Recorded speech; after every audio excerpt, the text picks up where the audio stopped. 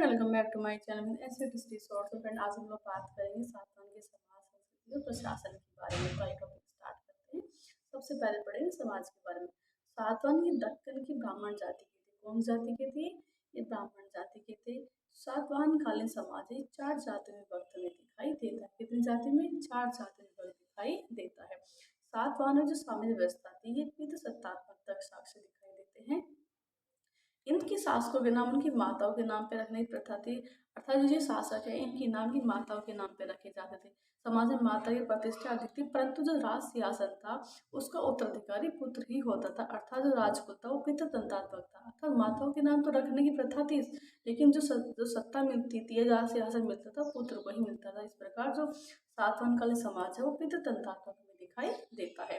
ब्राह्मणों को भूमि अनुदान या फिर जागीर देने की जो प्रथा है वो प्रथम सातवाहन के द्वारा में दिखाई देती है, अर्थात ये प्रथम शासक है जो ब्राह्मणों को भूमि अनुदान में देते हैं। किंतु उन्होंने अधिकतर जो भूमि अनुदान दी थी बौद्ध भिक्षुओं को दी थी। किसको दी थी? बौद्ध भिक्षुओं को दी थी। इसमें गंधिकों का नाम दाता के रूप में अनेक बार दिखाई में देता है। गंधिक कौन थे? ये वे शिल्पी कहलाते थे जो इत्र बनाते थे। क्या बनाते थे गंधिक? ये इत्र बनाते थे।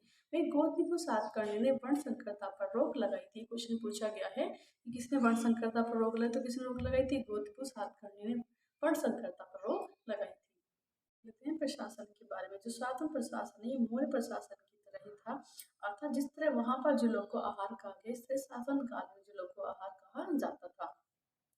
जिस तरह मौर्य काल में अधिकारी अमात्य और महामात्य कहे, सेम ऐसे सातवाहन काल में भी अधिकारी को मात्य और महामात्य कहा गया है। ग्रामीण क्षेत्र प्रशासन में जो कार्य है वो गौलमेक के द्वारा किया जाता है और यही गौलमेक क्षेत्र में शांति व्यवस्था का बनाए रखने का काम करते थे।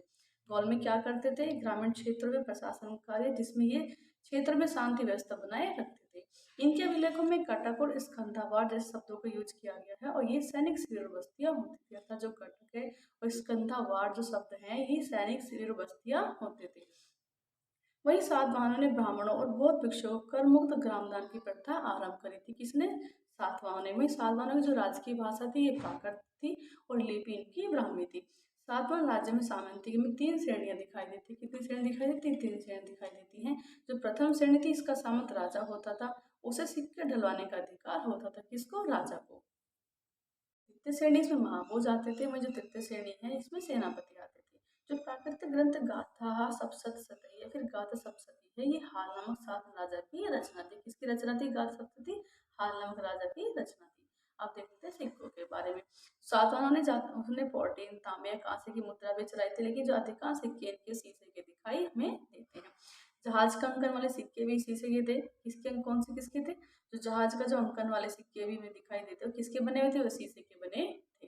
वही सातकर्णी प्रथा में से सर्वप्रथम राजा के नाम के सिक्के जारी की थी। किसने? सातकर्णी प्रथम ने। वही जो आवक्ष मुद्रा बालगढ़ छत्तीसगढ़ से प्राप्त हुई है। कहाँ से प्राप्त हुई है? छत्तीसगढ़ से। कौन सी मुद्रा प्राप्त हुई है? आवक्ष मुद्रा बालगढ़ छत्तीसगढ़ से प्राप्त हुई है। जो प्रारंभिक सिक्के हैं वो प्रतिष्ठान या पैथर्न से मिले हैं। सिक्कों का सबसे बड़ा ढेर जोगलथम्बी से मिला है। क्वेश्चन भी आया हुआ है कि सिक्कों का सबसे बड़ा ढेर कहाँ से मिला, तो कहाँ से मिला? जोगलथम्बी से मिला है। आइए देख लेते हैं व्यापार के बारे में। इसमें जो व्यापार है उसमें कपास का काफी भारी मात्रा में उत्पादन होता था। बड़ौज इस समय का बंदरगाह दिखाई देता है। कौन सा बंदरगाह दिखाई देता है? बड़ौज का। व्यापारियों में और शिल्पियों में बौद्ध धर्म की शाखा है महायान, ये धर्म ज्यादा प्रचलित है। किन किन में? व्यापारियों में और श्रेणी में। कौन सा? महायान बौद्ध धर्म। बाकी समाज वैष्णव और धर्म शैव धर्म इनकी प्रधानता दिखाई देती है। कुलमावी के कार्य लेख में कारुकर शब्द का प्रयोग किया गया और यही कारुकर कारीगर के लिए शब्द का प्रयोग किया। किसके लिए? कारीगरों के लिए प्रयोग किया गया है। नेक्स्ट देखते हैं स्तूप के बारे में। इस समय का सबसे महत्वपूर्ण चैत्य है वो कार्ले का है और स्तूप कहाँ का है? अमरावती का दिखाई हमें देता है। जो अमरावती का जो स्तूप है इसका निर्माण 200 ईस्वी पूर्व में आरंभ हुआ था। इसका पता सर्वप्रथम किसने लगाया था? मैकेंजी ने 1797 ईस्वी में लगाया था। किसने लगाया था? मैकेंजी ने। किसका लगाया था? अमरावती स्तूप का। थैंक्स फॉर, मिलते हैं नेक्स्ट क्लास में।